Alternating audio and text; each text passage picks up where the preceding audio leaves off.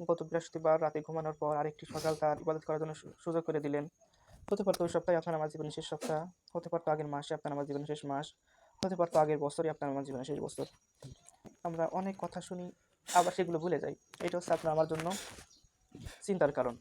আমাদের আমাদের আমাদের কথাগুলো আমরা যদি শুনি, শোনার পর যদি সেগুলো আমরা খেয়াল রাখি, অল্প শুনবো সেটা যদি আমরা খেয়াল রাখি, আশা করা যায় আমাদের জন্য উপকার আসবে। কিন্তু আমরা অনেক শুনলাম, বেশি শুনলাম, কিন্তু যদি আমরা সেগুলো মনে না রাখি, তা আপনার আমার জন্য তেমন কোনো উপকার হয়তো আসবে কিনা সন্দেহ আছে। তো এই জন্য কথা, ছোট কথা যদি আমরা খেয়াল রাখি, আমাদের মন থেকে যদি আমরা অনুধাবন করি, তো আপনার আমার জন্য উপকার আসবে। আর আমরা শুনলাম ওইখানে শেষ করে দিয়ে চলে গেলাম, তাহলে আপনার আমার জন্য তেমন কোনো ফায়দা হয়তো হবে না। তো ছোট একটি কথার ভিতর অনেক বড় কথা, সেটা হচ্ছে আপনার আমার গত বৃহস্পতিবার রাত আপনার আমার জীবনের শেষ রাত হতে পারতো। যদি আপনি আমি ইন্তেকাল করতাম, যদি মৃত্যু হয়ে যেত, হতে পারতো কিনা? হতে পারতো, এটা স্বাভাবিক। মৃত্যু হওয়াটা স্বাভাবিক।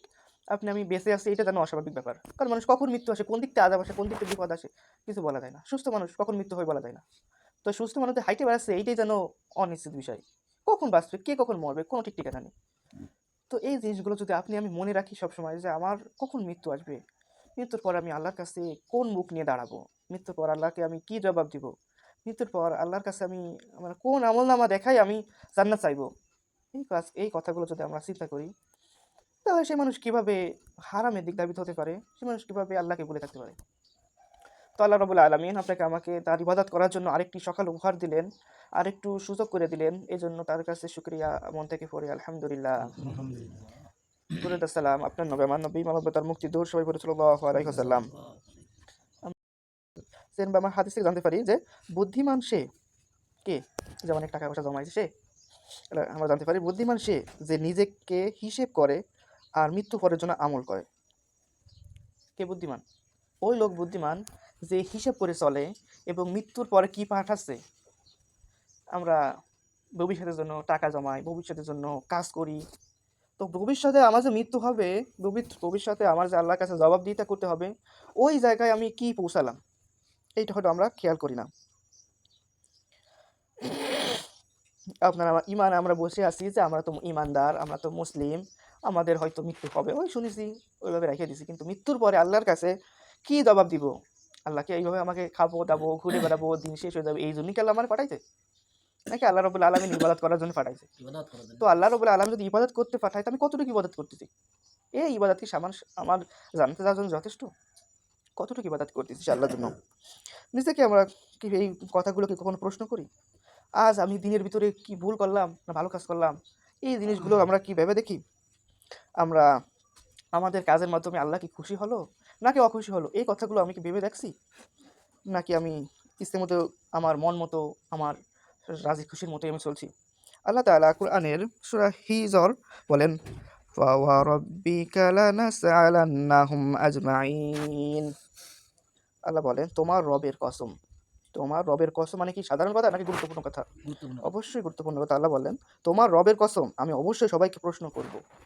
আপনি আমি কিভাবে বসে আছি যে আপনাকে কি প্রশ্ন করা হবে না, আপনার কি হিসেব নেওয়া হবে না? যে মানুষের হিসেব নেওয়া হবে, যে মানুষ বুঝতে পারে তার বিচার আছে, যে মানুষ বুঝতে পারে তার কেমন তার হিসেব দেওয়া লাগবে, আমরা জানি ফামান ইয়ামাল মিসকালা যাররাতিন খায়রান ইয়ারা ওয়া মান ইয়ামাল মিসকালা যাররাতিন শাররান ইয়ারা। অণু পরিমাণ যদি কেউ সৎ কাজ করে তাও দেখানো হবে, আর অণু পরিমাণ যদি খারাপ কাজ করে তাও দেখানো হবে। সামান্য পরিমাণ। আমরা তো আল্লাহ রাব্বুল আলামিন বড় একটি ওয়াক্ত নামাজ চলে যাচ্ছে, বড় একটি ফরজ চলে যাচ্ছে, বড় বড় ওয়াজিব চলে যাচ্ছে, আপনার আমার জন্য হারাম কাজগুলো করে বেড়াচ্ছি, বড় বড় হয়তো পাপ করে যাচ্ছি। তো সেই আল্লাহ রাব্বুল আলামিনের আযাব, সেই আল্লাহ রাব্বুল আলামিনের নিষেধ যদি আমরা না শুনি, সেই আল্লাহ রাব্বুল আলামিনের আযাব আপনার আমার জন্য যদি এসে যায়, সেগুলো কি কঠিন হবে না? যখন আল্লাহ রাব্বুল আলামিন কঠিন হবেন, কাহার হবেন, তখন কি হবে আপনার আমার জন্য? এই কথাগুলোকে আমরা ভেবে দেখছি? এখানে সেই দিনকে ভয় করুন যেদিন আল্লাহর কাছে ধনী দেখা হবে না, গরিব দেখা হবে না, সবাইকে যখন প্রশ্নের সম্মুখীন করা হবে, আপনাকে পৃথিবীতে পাঠানো হয়েছে তার ইবাদত করার জন্য, আপনি কি তার ইবাদত করলেন? আমরা পৃথিবীতে শান্তির জন্য কত কিছুই না করি, কিন্তু পৃথিবী সামান্য সময়, আখিরাতের তুলনায় পৃথিবী সামান্য সময়। তো এই সামান্য সময়ের জন্য আমরা কত কিছু করছি, বাড়ি গাড়ি ব্যাংক ব্যালেন্স, টাকা পয়সা, আর্থিক সুখ, শারীরিক সুখ, মানসিক সুখ, এত কিছু, কত আমরা সুখের খোঁজ করে বেড়াচ্ছি এতটুকু সময়ের ভিতরে।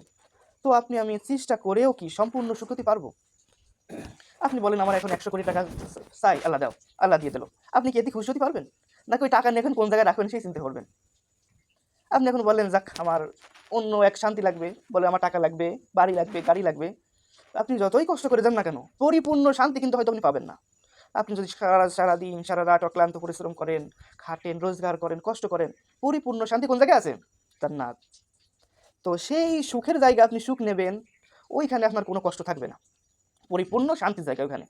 আর পরিপূর্ণ কষ্টের জায়গা কোন জায়গায়? জাহান্নাম। যে ব্যক্তি পৃথিবীতে সারা জীবন শান্তিতে রয়ে গেছে, তাকে যদি জাহান্নামে দেওয়া হয়, সে বলবে না আমি তো পৃথিবীতে কোনো শান্তিই করিনি। আর যে ব্যক্তিকে পৃথিবীতে কষ্ট করেছে, পরিশ্রম করেছে, আল্লাহর ইবাদত করেছে, তার জীবনের মায়া ত্যাগ করে, তার মনের কথা না শুনে, তার পরিবারের কথা না শুনে, শুধু দেখেছে কার কথা? আল্লাহর কথা। আল্লাহর কথা মতো জীবনটাকে যে চালাইছে, সে কষ্ট করেও যদি মৃত্যুবরণ করে, তখন যদি তাকে জান্নাতুল ফিরদাউস দেওয়া হয়, সে বলবে না আমি তো পৃথিবীতে আমার কোনো কষ্টই করিনি, এটা তো কোনো বিষয় না। তো আপনি এত সুন্দর জান্নাত আল্লাহ আপনাকে দিয়ে দেবে। যদি আল্লাহ আপনাকে জান্নাত দিয়েও দেয়, আপনি যদি আল্লাহ আপনাকে জান্নাত দিয়েও দেয়, তাও তো আল্লাহর জন্য আপনার কিছু মন থেকে করা উচিত যে আল্লাহ আমার এত সুন্দর জান্নাত দিয়েছে, আমি আল্লাহর জন্য কিছু কাজ করে যাই। কারণ আমরা জানি আমাদের রাসূল সাল্লাল্লাহু আলাইহি সাল্লাম কৃতজ্ঞ বান্দা হতে হবে। জান্নাত পেয়ে গেলেও কি হতে হবে? কৃতজ্ঞ বান্দা হতে হবে। আমরা জানি রাসূল সাল্লাল্লাহু আলাইহি সাল্লামের সমস্ত গুনাহ মাফ। এরপরে আমরা জানি 80 বার বা 100 বারের অধিক তিনি তওবা পড়তেন, এমনভাবে নামাজ পড়তেন, পার গোড়ালিগুলো ফেটে যেত, রাত এমনভাবে সিজদা দিতেন যেন মানুষ মনে করতো যে হয়তো সিজদার ভিতরে তিনি মৃত্যুবরণ করেছে, এমনভাবে রুকু দিতেন যেন তিনি মৃত্যুবরণ করেছে রুকুর ভিতরে। এত সুন্দরভাবে রুকু দিয়েছেন, এত সুন্দরভাবে সিজদা দিয়েছেন। আর আপনার আমার কি জীবনে গুনাহগুলোকে মাপ না, তিনি এগুলো করেছেন কি জন্য? শুকরিয়া স্বরূপ। এত সুন্দর করেছেন, তো আপনাকে আমাকে জান্নাত দিয়েও দেই, তাও তো আল্লাহর শুকরিয়া করা উচিত। আর আপনার আমার তো কোনো নিশ্চয়তা নেই জান্নাতে যাবো নাকি জাহান্নামে যাবো, তাহলে কত ইবাদত করার প্রয়োজন সে আল্লাহ রাব্বুল আলামিনের। আল্লাহ আপনাকে আমাকে এই কথাগুলো বোঝা তৌফিক দান করুক, আমিন। আর আপনার আমার কি মনে হয় যে পৃথিবীতে আমরা আসলাম, খাবো দাবো, ঘুরে বেড়াবো, এই দুনিয়া আল্লাহ তৈরি করেছেন? আল্লাহ তাআলা সূরা মুমিনের ভিতরে বলেছেন, আফাহাসিবতুম আন্নামা খলাকনাকুম আবাসা। আচ্ছা বলেন তোমরা কি মনে করো আমি তোমাদেরকে কি এমনি সৃষ্টি করেছি? আল্লাহ বলেন তোমরা কি মনে করতেছো, কি মনে করো তোমাদেরকে আমি এমনি সৃষ্টি করেছি? আল্লাহ কেন সৃষ্টি করেছেন এটাও আল্লাহ অন্য আয়াতে বলেছেন, ইল্লা লিয়াবুদুন, একমাত্র তার ইবাদত করার জন্য। আল্লাহ তাআলা রব্বুল আলামিন মানুষ এবং জিনকে সৃষ্টি করেছেন ইল্লা মানে একমাত্র কার ইবাদত? আল্লাহর ইবাদত। কোনো মনের ইবাদতের জন্য নয়, কোনো মানুষের ইবাদতের জন্য নয়, কোনো মূর্তি পুজো করার জন্য নয়, শয়তানের কোনো পুজো করার জন্য নয়। তো আল্লাহ তাআলা আপনাকে আমাকে সৃষ্টি করেছেন তার ইবাদত করার জন্য। আর আপনার আমার একটি নাম দেওয়া হয়েছে কি? মুসলিম। মুসলিম মানে কি? আত্মসমর্পণ করা। আমার নিজস্ব কোনো পথ নেই, নিজস্ব কোনো মত নেই, আল্লাহ যেটা বলেছেন এক কথা স্যালেন্ডার করা যাকে বলা হয়, এর নাম কি? ইসলাম। আমাদের মধ্যে থেকে প্রত্যেকটা সেকেন্ডে হারিয়ে যাচ্ছে। আর আপনার আমার এক মৃত্যুর দিকে আমি ধাবিত হচ্ছি। আর প্রত্যেকটা সেকেন্ড হারিয়ে যাচ্ছে। আপনার আমার বয়স যেভাবে নির্দিষ্ট একটি আমাকে বয়স দেওয়া হয়েছে, সেই বয়স থেকে সময় কমতে কমতে এক সময় আমিও মৃত্যুর দিকে ধাবিত হচ্ছি। এ সময় আর পাবো না, এই দিন আর ফেরত পাবো না। তো এই জন্য আপনার আমার আমলের সুযোগ আস্তে আস্তে হারিয়ে যাচ্ছে। একসময় আমি হয়তো শিশু ছিলাম, একসময় আমি যুবক হচ্ছি, একসময় আমি হয়তো বৃদ্ধ হয়ে যাচ্ছি। এইভাবে আপনি যাচ্ছেন, আপনার দাদা গেছে, আপনার বাবা যাচ্ছে, আপনি যাবেন, আপনার ছেলে মেয়ে যাবে, এইভাবে আস্তে আস্তে আমি চলে যাচ্ছি। এইভাবে আপনার আমার দিন শেষ হয়ে যাচ্ছে। এরপরও আমরা খেয়াল করছি না যে আমরা কোন পথে যাচ্ছি, কাকে খুশি করছি, কোন দিক আপনার আমার গন্তব্য, শেষ পরিণত আমাদের কি হবে। এখনও যদি আমরা ঘুমিয়ে থাকি, এখনও যদি আপনার আমার বিবেক নামক বস্তুটাকে যদি জাগিয়ে না তুলে, তো আপনার আমার তাকদিরে কি আছে কে জানেন? একমাত্র আল্লাহই জানেন কি হবে। আর আমি যে পৃথিবীতে বেঁচে থাকবো এমন কোনো নিশ্চয়তা নেই, এমন কেউ দিতে পারবে না। মুসলমান হোক, হিন্দু হোক, খ্রিস্টান হোক, আল্লাহ বলেছেন কুল্লু নাফসিন যায়কাতুল মাউত, প্রত্যেক প্রাণীকে মৃত্যুর স্বাদ গ্রহণ করতেই হবে। যে কথা আপনি হিন্দু, মুসলমান, খ্রিস্টান, বৌদ্ধ কেউ এটাকে মিথ্যে বলতে পারছেন, কারণ সবাই মৃত্যু হচ্ছে, মুসলমানেরও মৃত্যু হচ্ছে, খ্রিস্টানেরও মৃত্যু হচ্ছে। তো আল্লাহ রহমত করেছেন যে আপনাকে মুসলমান ঘরে জন্ম দিয়েছেন। যদি আমরা মুসলমান হয়েও যে ইবাদত করছে, ইবাদতে কী হবে আল্লাহ জানে। আর যদি আমি হিন্দু, খ্রিস্টান, বৌদ্ধ, অন্য ধর্মের হতাম, তো সেইখান থেকে মুসলমান হওয়া কতটা কষ্টের ব্যাপার। তো আমরা কি করতাম আল্লাহ ভালো জানে। তো আল্লাহ রাব্বুল আলামিন আপনার আমার প্রতি রহমত করেছেন যে মুসলমান ঘরে জন্ম দিয়েছেন, এমন একটি রাষ্ট্র দিয়েছেন যে রাষ্ট্রে আপনি মন খুলে আজান দিতে পারতেছেন, এমন একটি জায়গা আল্লাহ আপনাকে পাঠাইছে আপনি মন খুলে আল্লাহর ইবাদত করতে পারতেছেন। এমন কোনো জায়গা, এমন জায়গা যেখানে আজান সরাসরি আজান দেওয়া যাচ্ছে না, মুসলমানদের উপর নির্যাতন, জুলুম, নিপীড়ন চালানো হচ্ছে। তাই এত সুযোগ দেওয়ার পরেও আপনি সেই ওদের লা ইলাহা ইল্লাল্লাহ বলা আর আপনার লা ইলাহা বলা কি সমান? অবশ্যই সমান না। যেখানে লা ইলাহা বলার কারণে তাদেরকে মৃত্যুর দিকে যেতে হচ্ছে, আপনার ভাই ফিলিস্তিনের দিকে তাকালে দেখতে পাচ্ছেন কতজনকে, তাদের কি অপরাধ, হয়তো মুসলমান। ইসলাম এই জন্য তো আপনাকে আল্লাহ রাব্বুল আলামিন তার ইবাদত করার সুযোগ করে দিয়েছেন, তার ইবাদত করার সময় করে দিয়েছেন। এই জন্য আল্লাহর কাছে শুকরিয়া, আলহামদুলিল্লাহ। তো আমার নির্ধারিত টাইম ছিল 25, টাইম প্রায় শেষ। যদি সম্ভব হয় তো আগে আসার চেষ্টা করবেন। আখির দাওয়ানা আলহামদুলিল্লাহি রাব্বিল আলামিন। সুবহানাকাল্লাহুম্মা ওয়া বিহামদিকা আশহাদু আল্লা ইলাহা ইল্লা আনতা আস্তাগফিরুকা। ভিডিওটি ভালো লাগলে লাইক করে নিন, এমন ভিডিও দেখতে সাবস্ক্রাইব করে নিন।